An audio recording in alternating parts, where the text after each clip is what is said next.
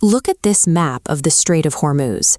It is a severe geographical bottleneck, compressing 20% of the world's daily crude oil supply through a highly vulnerable 4 nautical-mile shipping lane. But the geography is only the first problem. Beneath the surface lies a hidden threat layer, a dense field of EM-52 rocket-propelled bottom mines, guarded by stealthy midget submarines that slip through the shallow acoustic clutter. Up on the surface, there is a massive fleet of fast attack craft. These boats are designed to abandon traditional naval formations entirely, relying instead on overwhelming swarm tactics to close in on their targets. This environment is not a traditional defensive line. Iran spent 40 years meticulously engineering a 3-dimensional kill zone designed to drown sophisticated navies in sheer volume and geographical suffocation. To survive a threat of this scale, you might expect the US Navy to send in its $13 billion supercarriers. Instead, those massive, highly advanced ships are forced to drop anchor safely in deep water, miles outside the strait. This timeline comparison illustrates exactly why. It shows the Aegis constraint. A modern warship's advanced radar processing, target classification, and firing sequence actually takes longer to execute than the physical flight time of a missile launched at close range. That creates a severe tactical vacuum. To dismantle this coastal network, the Navy urgently needs a forward node operating directly inside the trap to act as a decoy and a launch pad. The physical requirements for that node are brutally specific. It needs a shallow draft to navigate the coastline, speeds above 40 knots to outrun targeting solutions, and a highly stable deck to launch aerial assets. The Navy's multi-billion-dollar investment in deep-water technological dominance is mathematically and physically useless inside this specific coastal choke point. The vessel chosen to step into that tactical vacuum is the Littoral Combat Ship, or LCS. For years, the Independence-class variant of the LCS suffered from a catastrophic structural flaw. Its trimaran hull is built entirely from aluminum. Under the cyclic stress of ocean waves, it suffers from severe metal fatigue, and the hull literally tears itself apart with microcracks. Inside the ship, things were just as bad. The Navy designed the LCS around plug-and-play mission modules, swappable weapon systems that went drastically over budget and failed to deliver their promised multi-role capabilities. The backlash from the media and military leadership was severe. Admirals testified before Congress, and the Navy began pushing to decommission these ships years before the end of their intended service life. The LCS became the ultimate symbol of Pentagon waste.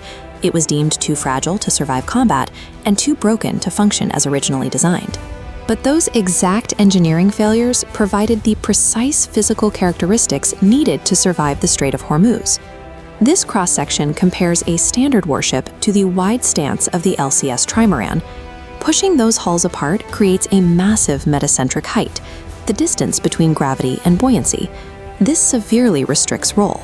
While a standard hull rocks violently in ocean swells, the trimaran stays entirely flat, acting as a perfectly stable table.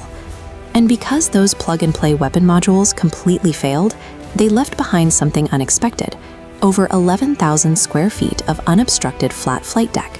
This massive open architecture meant engineers didn't need to execute complex structural overhauls. They could simply bolt rocket-assisted drone launchers directly to the empty deck. By abandoning the pursuit of a flawless, heavily armored multi-mission ship, the Navy accidentally acquired the exact, highly stable launch pad required for drone warfare.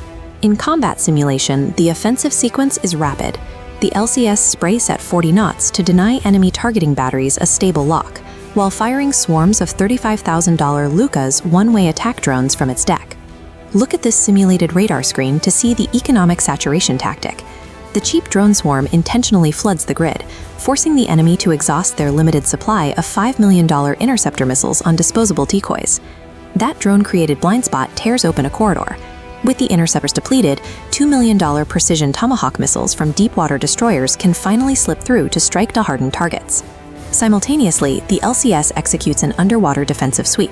It deploys autonomous surface vehicles towing sonar arrays, locating the EM-52 mines so robotic swimmers can dive down and detonate them.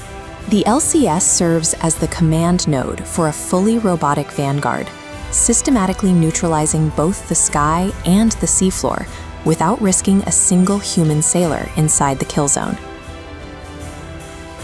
Iran actually attempted to build a makeshift drone carrier from a commercial cargo ship, but it structurally failed at the pier before it ever saw combat.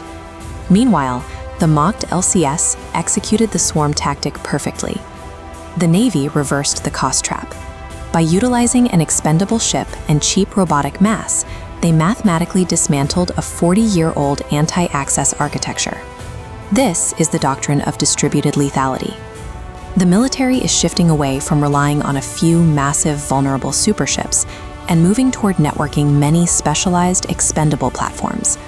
The future of naval warfare does not belong to flawless, over-engineered prestige machines. It belongs to the ruthless mathematics of placing the right imperfect variable into the exact right equation.